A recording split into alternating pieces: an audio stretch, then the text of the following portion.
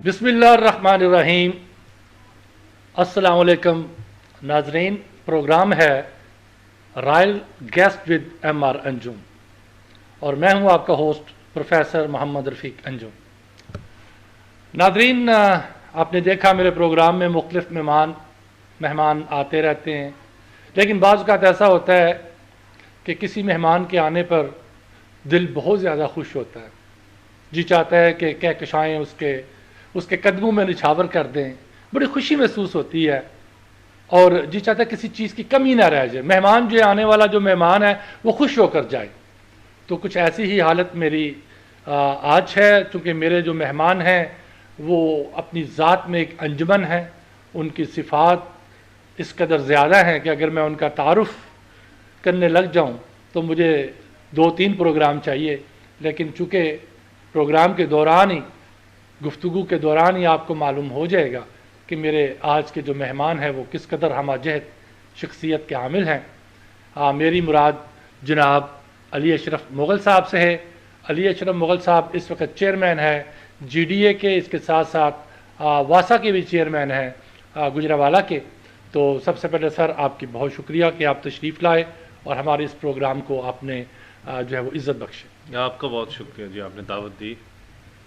जनाब, सबसे पहले तो अली साहब हम पूछेंगे आपकी इब्तदाई ज़िंदगी के बारे में, आपकी इब्तदाई ज़िंदगी, आप कहाँ पैदा हुए, इब्तदाई तालीम के बारे में बताइए और इसके हवाले से जो है वो चंद जुमले अपनी अज़दवाजी ज़िंदगी के हवाले से भी बताइए, कहाँ शादी हुई, कैसे हुई। जी सर। जी, बिस्मिल्लाहिर्रहमानिर्रहीम। सबसे पहले मैं आपका शुक्रिया अदा करना चाहूँगा कि आपने यहाँ दावत दी। मैं जी गुजरांवाला में ही पैदाइश है मेरी और मैं बीकन हाउस गुजरांवाला का ही पढ़ा हुआ हूँ। और शादी कैसे हुई? वैसी हुई जैसे सबकी होती है। लव मैरिज तो नहीं हुई? नहीं जी, अरेंज मैरिज थी। अच्छा। और नहीं, आप माशाल्लाह इतने खूबसूरत भी हैं, पर्सनैलिटी भी है, तो ये कोई खुला तजाद नहीं कि आपकी शादी अरेंज हुई? साथ साथ मैं माँ बाप का फर्माबरदार भी हूँ। हाँ। तो अल्हम्दुलिल्लाह जैसे मेरे पेरेंट्स का हुक्म था और वैसे ही शादी जैसे हुई। और बाकी जी गुजरांवाला से ही ताल्लुक़ है और तालीम भी मैंने वहीं से हासिल की।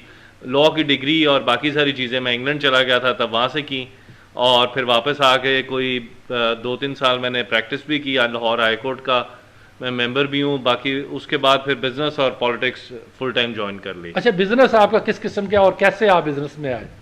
बिज़नेस हमारा जी होम अप्लाइंसेस का बिज़नेस है और कुछ फास्ट फूड चेन्स भी हैं, और मेनली इसमें हमारा सुपर एशिया वॉशिंग मशीन के नाम से जो मशहूर बिज़नेस है, फ़ैन्स और रूम एयर कूलर और सारी चीज़ें, और हार्डीज़ की जो फ्रेंचाइज़ है वो पाकिस्तान के, वी आर द फ्रेंचाइजीज़। तो इस तरह का डिफरेंट ऑटोमोबाइल सेक्टर में भी हम हैं, मोटरसाइकिल, रिक्शा और इंसुलेशन मटीरियल्स और water air coolers, room air coolers, geysers, microwave oven और ये सारी चीज़ें बनाते हैं। इसका मतलब है कि आप पाकिस्तान को जो है वो यकीनन आपकी, मुझे मालूम है कि आपकी चीज़ें जो है वो बैरून मुल्क भी जा रही हैं और पाकिस्तान के लिए आप ज़र मुबादला जिसकी कि हमें बहुत ज़्यादा ज़रूरत है वो भी पाकिस्तान को जो है वो मिल रहा है आपके थ्रू। तो ये तो बड़ी खुशी की बात है।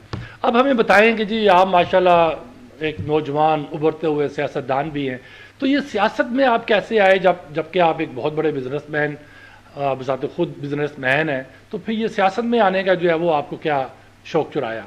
अच्छा, मैं आपको प्राइमरीली एक बात बताऊं कि मेरी जो फील्ड है वो दैट इज़ लॉ प्राइमरीली, जहाँ से मेरे शौक़ पैदा हुआ और मेरे जो दोस्त थे, अहबाब, हल्का अहबाब, वो सारे पॉलिटिशियंस का था और लॉयर्स भी, जो लीगल फटर्निटी है, लॉ मेकिंग इटसेल्फ भी। तो इसके हवाले से जब दोस्तों से बात करते थे, मुख्तलिफ लोगों से देखते रहे चीज़ें कैसे हो रही हैं, हम ड्राइंग रूम्स में बैठ के अक्सर बात करते हैं, हम निजी महफिलों में बात करते हैं कि पॉलिटिक्स की ये डायमेंशन होनी चाहिए। तो फिर ये सोचा कि अगर हम अपने बंद कमरों में बात करेंगे तो तब्दीली या चेंज या कोई भी जो बेटरमेंट फॉर द सोसाइटी कैसे आएगी। तो उसकी वजह से मैं समझता हूँ कि मेरा जो प्राइमरी एम था पॉलिटिक्स ज्वाइन करने का वो ये था कि निकल के अपना किरदार अदा करें, वो चाहे छोटे लेवल पे हो, बड़े लेवल पे हो, मगर हम आज शुरू करें कि यार इस माशरे को बेहतर करने के लिए मेरा रोल क्या था। तो सिर्फ और सिर्फ ये बात है कि मेरा ख्याल है कि मैं अपना कॉन्शियस सेटल करना चाहता हूँ कि यार मैं इस मुल्क पाकिस्तान के लिए कुछ कर सकूं। हाँ, कुछ कर सकूं और बिल्कुल। अपना किरदार अदा करूं मैं इसमें। बिल्कुल सही, ये तो बड़ी अच्छी सोच है आपकी। आप बताएं कि आप फिर पीटीआई कैसे आपने ज्वाइन की, या पीटीआई में आप कैसे शामिल हुए, वो कौन सी कशिश थी, या किन अक़दार की वजह से आपने महसूस किया कि मैं जो सियासत है वो पीटीआई में रह के कर सकता हूँ? अच्छा, जब मैंने पॉलिटिक्स का फैसला किया तो यकीनन तीनों जमातों का मवाजना किया, और पीटीआई तब पॉपुलर जमात भी नहीं थी। मेरा ख्याल है कि ये 2010 की बात है, और तब पीटीआई का इस तरह ना लाहौर जलसा तब हुआ था, ना कोई और बात थी, ना हुकूमत में आने का कोई अंदेशा था ऐसा।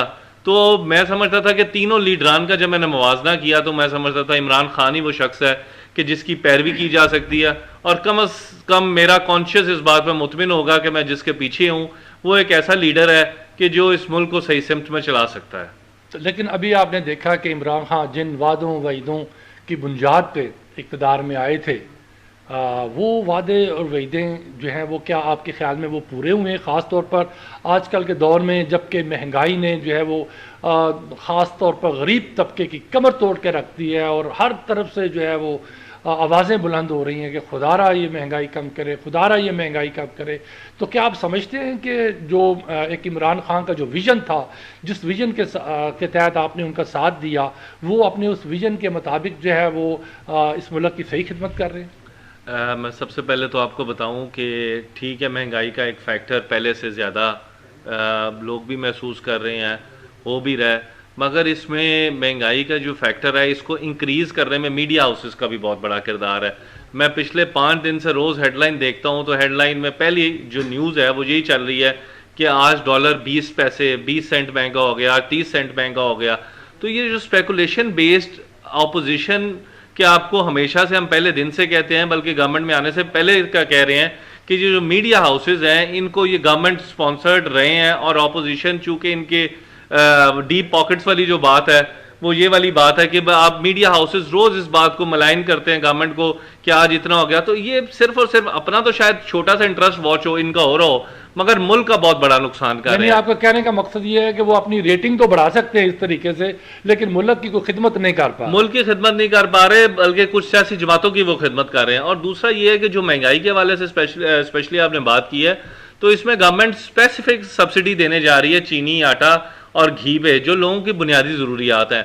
तो इंशाल्लाह ताला पूरी उम्मीद है कि ये अगले आने वाले मेरे ख्याल विद इन फ्यू डेज 2-4 दिन में वो सब्सिडी अनाउंस होने जा रही है, तो जिससे आवाम समझेगी कि इसको जो जिस लेवल पे आज से 3 साल पहले कीमतें थी उधर कीमतें चली जाएंगी। लेकिन सर वो किस तरह देंगे? मेरा इस वक्त जो है वो तकरीबन 50% जो आवाम है पाकिस्तान की वो ख़त गुर्बत से नीचे चली गई है। तो वो मेरा मतलब वो क्या तरीक़ाकार, कोई आपके ज़हन में कोई ऐसा नामनक्लेचर है कि हम इस तरीके से वो गरीब लोगों को टारगेट करेंगे? उनको ज़ाहिर बात है आपने पेट्रोल भी देना है, आपने उनको खाना भी देना है, यानी जो खाने पीने की चीज़ें हैं वो भी प्रोवाइड करनी है। तो किस तरीके से वो आप देंगे? क्या चलो वो जो खुराक है या जो भी चावल दाल वगैरह वो तो यूटिलिटी स्टोर के जरिए आप दे सकेंगे, ये पेट्रोल किस तरीके से आप प्रोवाइड करें? अच्छा, पेट्रोल के हवाले से अगर आप इंटरनेशनल अगर बात करें तो लोग सिर्फ बात की बेस पे आगे से स्पेकुलेशन या कोई इंफॉर्मेशन बेस्ड बात नहीं कर रहे हैं। आप इंटरनेशनल मार्केट में देखेंगे पेट्रोल फ्यूल प्राइसेस क्या हैं और हमारी प्राइसेस क्या हैं। आप सेंट्रल एशिया के रीजन से हमारा कंपैरिजन करें, इंडिया से, बांग्लादेश से, श्रीलंका से, तो हम कितने का दे रहे हैं।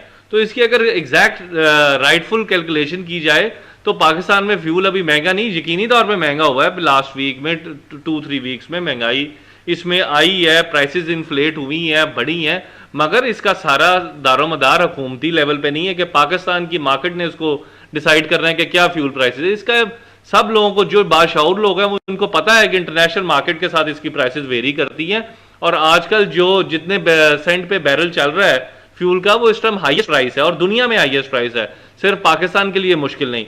और ये सारी जो महंगाई का और सारी चीज़ों का बार बार जिक्र कर रहे हैं, तो अनफॉर्चुनेटली गवर्नमेंट के आने के बाद ही ये कोविड का जो एक सिचुएशन रही है उसने बड़ा बैडली हिट किया है। और ये जो इकोनॉमिक क्राइसिस और क्रंच है ये सिर्फ पाकिस्तान में नहीं है, even America was hit very bad, और सारे ममालिक जो हैं उनको एक बहुत बड़ा हिट लगा है। उनके रेजर्वॉयर्स, उनके रिजर्व्स इतने ज्यादा थे कि वो बर्दाश्त कर रहे हैं और चीजों को लेके चल रहे हैं। हमारे तो पीछे वाले को छोड़ के नहीं गए थे कि जिसपे हम को बैंक कर सके अपनी पॉलिसीज को, अपनी चीज़ों को, तो हम तो डेली बेसिस पे चलने वाला काम है इस मुल्क का।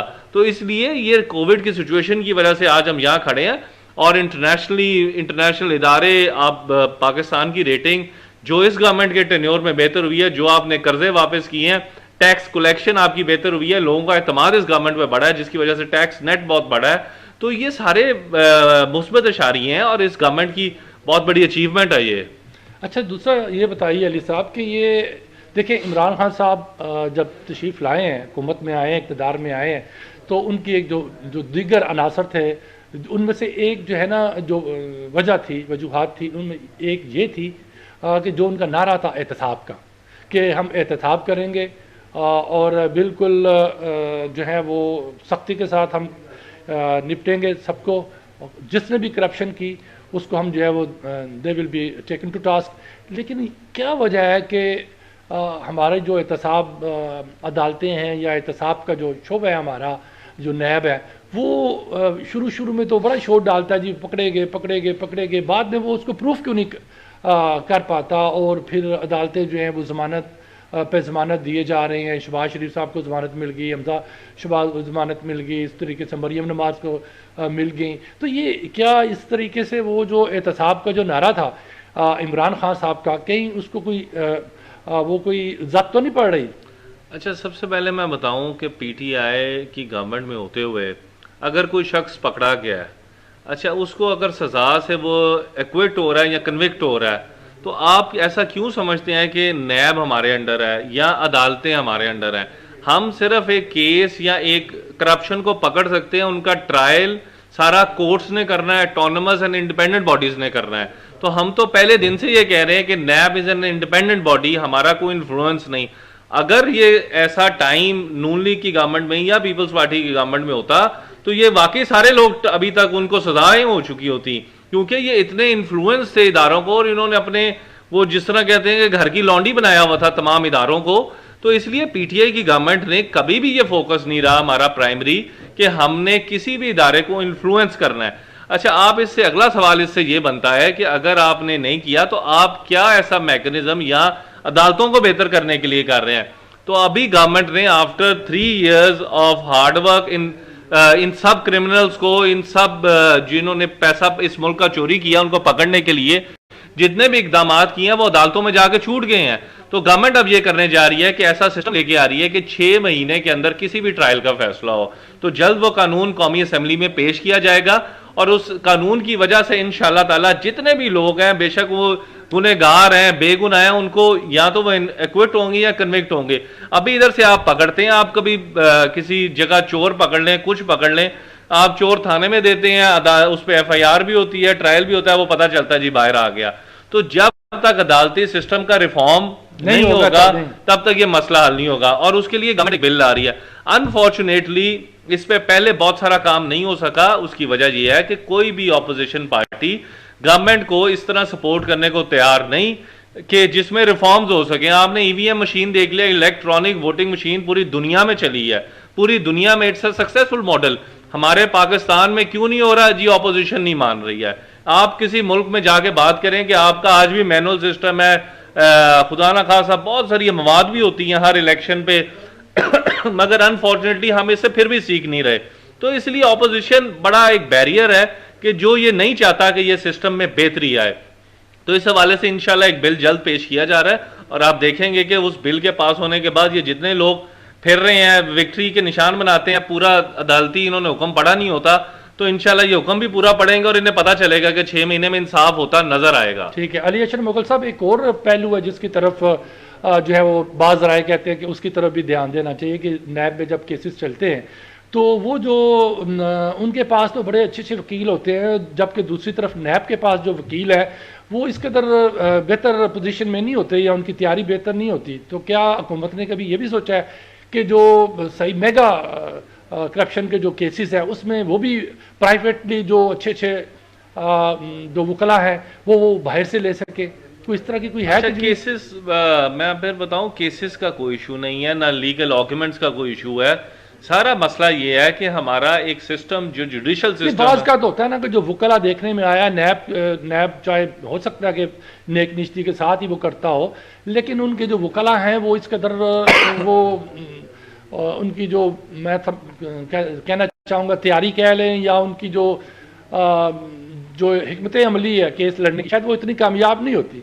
और जो मुखालिफ पार्टी होती है वो बड़े बड़े और महंगे वकला करके तो वो बच जाती है अपनी हिकमत अमली आप की वजह कह से। सकते हैं ऐसा मुमकिन है कि होता हो, हाँ, मगर होता होने नजर आ रहा है ना, इन तो ये मोस्ट ऑफ द केसेस इन्होंने असल में जब आपने सारा कुछ कर लिया, इन्होंने रिकॉर्ड ही जला दिए हुए हैं, इन्होंने पूरी बिल्डिंगों को आग लगा दी हुई है, जहां पे रिकॉर्ड सिस्टम था वही खत्म हो गया हुआ है। तो ये व्हाइट कॉलर क्राइम के मास्टर हैं और बादशाह हैं, इनको पकड़ना कोई आसान काम है? तो आने वाले इलेक्शन में क्या लेके आप जाएंगे, क्या स्लोगन आपका होगा? ये वाकई सही बात है कि जैसे ही आप हुकूमत में आए वो कोरोना आ गया और आपकी वो ज़रबत मईशत पे दबाव बढ़ गया, उसके साथ साथ ये अब पूरी दुनिया में जो है वो कसाद बदारी बढ़ गई है। ले इसको बदकिस्मती के इमरान खान की और जो है वो दूसरी तरफ हम अपोजिशन की खुशकिस्मती के, क्या कहें इसको?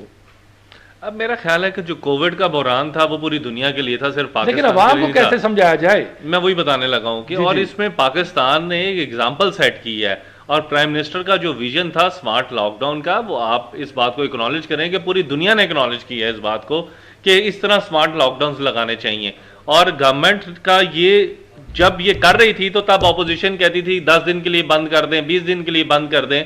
तो गवर्नमेंट ने जो भी इकदाम किए हैं वो in the interest of public किए हैं और उसके बड़े पॉजिटिव बेनिफिट्स आए हैं। ठीक, लेकिन गरीब को कौन समझाए? वो तो कहता है हमें रोटी चाहिए, हमें खाना चाहिए, उसको कोई दिलचस्पी नहीं है इस बात से कि आपने जो है वो कितना ज़र मुबादला कमा लिया है। अच्छा, मैं आपको बताऊं कि बिल्कुल महंगाई की तरफ मैं वो बार बार आप उसकी बात कर रहे हैं तो मीडिया पे देखे तो ऐसा ही है, मगर इस साल पाकिस्तान की हिस्ट्री में इतनी गाड़ियां नहीं बिकी, पाकिस्तान की हिस्ट्री में इतना मोटर बाइक नहीं बिका, पाकिस्तान की तारीख में इतना ऑटो रिक्शा नहीं बिका। तो बात सिर्फ महंगाई की नंबर्स पे, आप अगर इनको दोनों चीजों को साथ रख के मवाजना करें तो मैं उसी तरह कौन लोग हैं, अगर पैसे आपके पास नहीं है तो आप गाड़ी खरीद लें। मोटरसाइकिल तो अमीर आदमी नहीं खरीदता, मोटर बाइक की आप इंडस्ट्री देख लें वो सबसे हाईएस्ट है, रिक्शे की देख लें तारीख में, या मैं आपको फैक्ट्स एंड फिगर की बैक बात बता रहा हूं। तो इसलिए मीडिया पे या बात करने से, क्योंकि ऑपोजिशन के पास कोई बात ही नहीं है, ना तो उनकी लीडरशिप में कोई क्रिज्मा है कि उनकी बात करें कि बताएं जी बिलावल भुट्टो साहब बहुत जबरदस्त आदमी हैं, या उनका करप्शन का माजी या किसी की बात करें, तो इसलिए इनके पास कोई बात नहीं है करने के लिए, तो ये सिर्फ मीडिया मॉनिटरिंग कर रहे हैं। ठीक है, अब हम एक मुख्तसर सा ब्रेक लेते हैं नाजरीन, मिलते हैं ब्रेक के बाद।